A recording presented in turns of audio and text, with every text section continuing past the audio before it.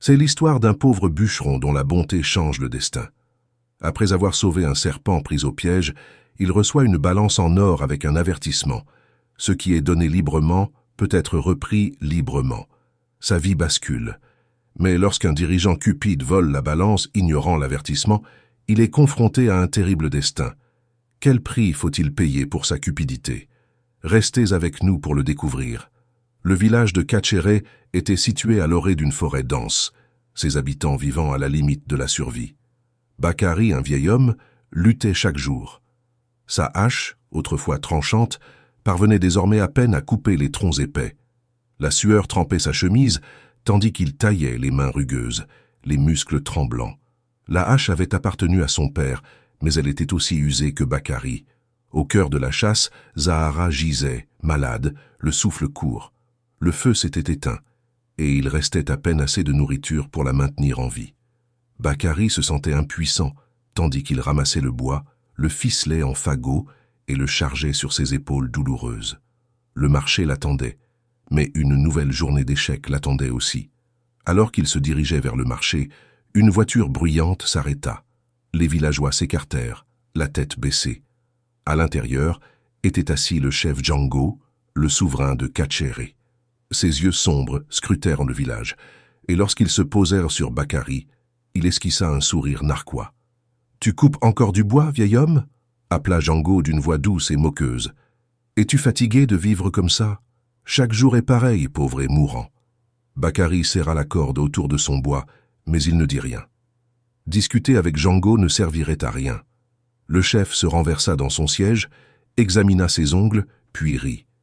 « Tu te réveilles chaque matin en sachant que tu vas mourir, aussi pauvre que tu as vécu, n'est-ce pas? N'est-ce pas pathétique ?» Les villageois se transformèrent, mais personne n'osa parler. Django était le pouvoir, et sa colère pouvait tout les détruire. Bakari soutint son regard. « On mesure un homme à son cœur, pas à son or », dit-il d'une voix ferme. Le sourire de Django s'estompa un instant avant que son rire n'éclate. Un mendiant plein de sagesse, quel charme! D'un mouvement de la main, la voiture reprit sa route, soulevant de la poussière. Bakari observait, la frustration brûlant en lui, mais il la repoussa. La colère ne lui remplirait pas l'estomac ni ne guérirait Zahara. Cette nuit-là, il était assis aux côtés de Zahara, la lampe vacillante projetant de longues ombres sur le mur. Il murmura une prière, la voix brisée. « Grands esprits, aidez-moi. Pas pour l'or, mais pour elle. Je ne peux pas la perdre. » Dehors, le vent bruissait dans les baobabs, et au plus profond de la forêt interdite, quelque chose s'agita, quelque chose d'ancien, prêt à répondre. Le lendemain matin, les pieds de Bakari claquaient sur la terre humide tandis qu'il s'enfonçait dans la forêt. L'air s'épaississait, lui coupant le souffle. Les baobabs se dressaient tels des géants silencieux, leurs racines se tordant comme des doigts anciens. Le village de Quatre ne s'aventura jamais aussi loin, se méfiant des forces étranges qui tenaient la plupart à distance. Mais Bakari avait besoin d'un bois plus résistant, plus rentable en eau profonde, ce qui lui fit trembler la poitrine. Bakari se figea, serrant sa hache avec force, le cœur battant la chamade. Le bruit résonna à nouveau, comme celui d'une bête blessée. Son instinct le poussait à fuir, mais quelque chose dans la tristesse de ce gémissement le retenait. Il avança à travers les broussailles, chaque pas plus lourd que le précédent. Lorsqu'il atteignit la clairière, il se figea de nouveau. Au centre, un énorme baobab dominait quelque chose d'inimaginable. Un serpent noir et or piégé sous ses racines. Ses écailles brillaient faiblement. Il était faible, luttant pour respirer. Les yeux dorés du serpent le fixaient, mais il n'y avait aucune agressivité, juste de la douleur. La gorge de Bakari s'assécha. Il aurait dû partir, mais tandis qu'il gémissait à nouveau, désespéré, son cœur vacilla. C'était ancien, puissant, peut-être une malédiction, peut-être un esprit.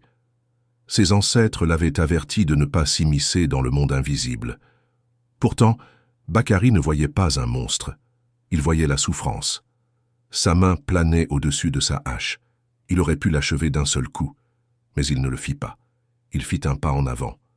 Le serpent ne bougea pas. « Si tu me manges après ça, » murmura Bakari, « j'essaierai de faire ce qui est juste. » Il leva sa hache non pas pour tuer, mais pour couper les racines. Le bois était épais. Chaque coup lui brûlait les bras. La sueur perlait sur son visage tandis que la hache s'émousse. La forêt s'assombrit, mais il ne s'arrêta pas. Le serpent resta immobile, seule sa poitrine se soulevant et s'abaissant. Après ce qui sembla des heures, la dernière racine céda. Le serpent s'agita. Bakary recula d'un bond, s'attendant à une attaque. Au lieu de cela, le serpent leva sa tête massive et s'étira. Ses yeux dorés croisèrent les siens, non pas avec rage, mais avec quelque chose d'autre, un non dit. Puis, à la stupeur de Bakary, il parla. « Tu m'as libéré, mon vieux. » Le cœur de Bakary s'arrêta, ses mains tremblèrent. La voix du serpent grondait comme le tonnerre. « Pour ta gentillesse, je t'offre un cadeau. » Les crocs du serpent arrachèrent une écaille d'or de son dos et la laissèrent tomber devant Bakary. « Prends ceci, cela t'apportera la richesse. Mais n'oublie pas que ce qui est donné gratuitement peut être repris gratuitement. » Les mots restèrent suspendus dans l'air. Bakary déglutit, son regard passant de l'écaille brillante au serpent. Qu'avait-il fait? D'un dernier regard, le serpent disparut dans l'ombre, tel un brouillard.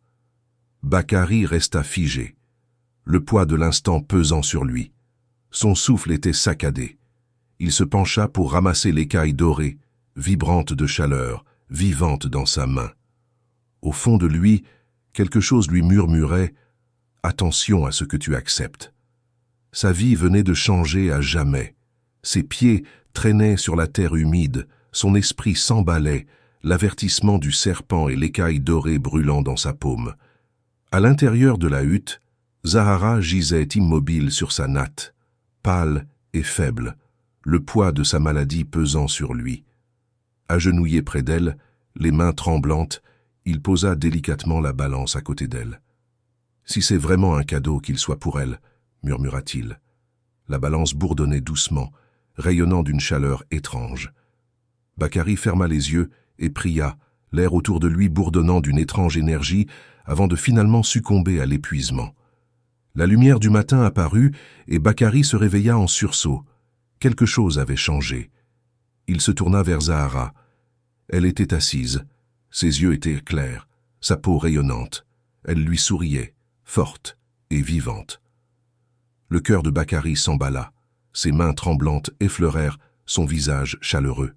C'était réel, mais il remarqua alors que le sol de la hutte était recouvert d'or.